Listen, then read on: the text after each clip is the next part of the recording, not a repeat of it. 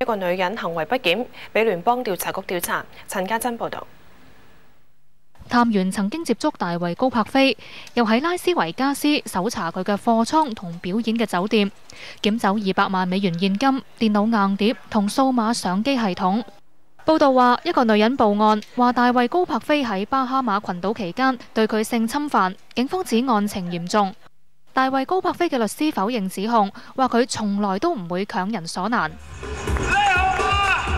51歲嘅大衛高柏菲憑超卓嘅魔術表演大受歡迎，亦都曾經到過香港表演。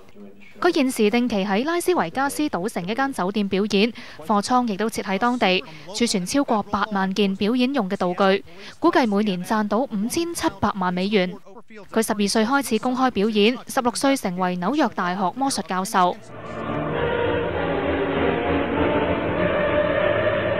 1983年，佢喺5000萬個電視同埋現場觀眾面前變走美國自由神像，